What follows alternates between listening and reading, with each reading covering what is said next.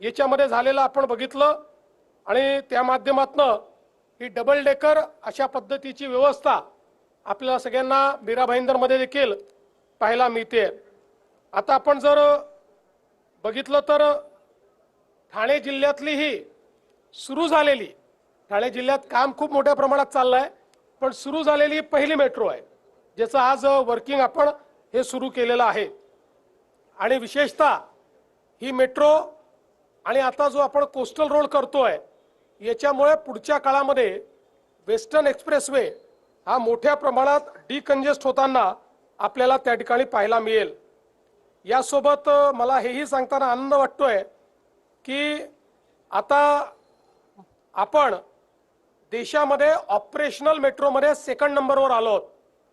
दिल्लीनंतर आता मुंबई हे दुसऱ्या क्रमांकावर आलाय आणि या 2 वर्षांमध्ये खूप मोठ्या प्रमाणात आपले प्रोजेक्ट्स कंप्लीट होतील आणि आपला प्रयत्न आहे की पुढच्या 3 ते 4 वर्षात दिल्लीपेक्षा मोठं नेटवर्क हे आपल्याकडे सुरू व्हावं। त्या दिशेने हळूहळू आपलं काम जे आहे हे चाललेलं आहे। आज या मेट्रोमुळे ऑपरेशनल मेट्रो आपल्या 100 किलोमीटरचा टप्पा आपण पार केलेला आहे। 100 किलोमीटरपेक्षा जास्त ऑपरेशनल मेट्रो आता मुंबईमध्ये तयार झालेली आहे आणि जसं मी सांगितलं की पुढच्या 2 वर्षात याच्यामध्ये खूप मोठी भर पडणार आहे, कारण अंतिम टप्प्यामध्ये 80%, 85%, 96% अशा पद्धतीनं अनेक प्रकल्प आपले आहेत।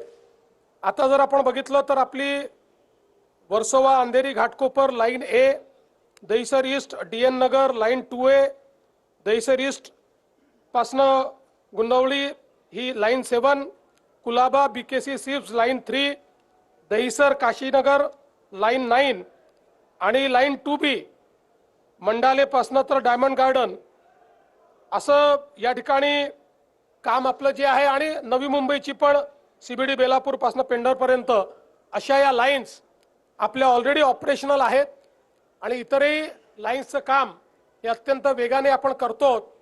एकूणच संपूर्ण MMRचं क्षेत्र हे मेट्रोचं जाळं तयार करून सीमलेस अशा पद्धतीची ट्रान्सपोर्टेशन सिस्टीम या ठिकाणी आपण तयार करतो। त्यासोबत त्याला फीडर म्हणून मोठ्या प्रमाणात बसेस, ज्या बसेस असतील किंवा अल्टरनेट फ्युएलच्या बसेस असतील, त्याचे एक मोठं नेटवर्क आपण उभं करतो।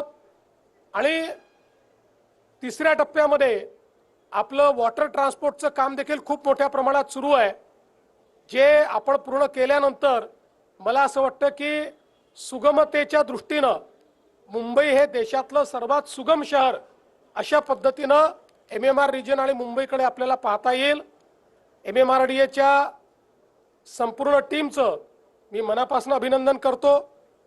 त्यासोबत त्यांना मदत करत असलेल्या दोन्ही महानगरपालिका, मुंबई असेल किंवा मीरा भाईंदरची महानगरपालिका असेल, त्यांचे अभिनंदन करतो। आणि यासोबत ज्या कॉन्ट्रॅक्टर्सने इथे काम केलं आहे, ज्या मजुरांनी या ठिकाणी काम केलेलं आहे, त्या सर्व मजुरांचे देखील आभार मानतो की त्यांच्या श्रमामुळे एक चांगला प्रकल्प आज या ठिकाणी उभा राहिलेला आहे।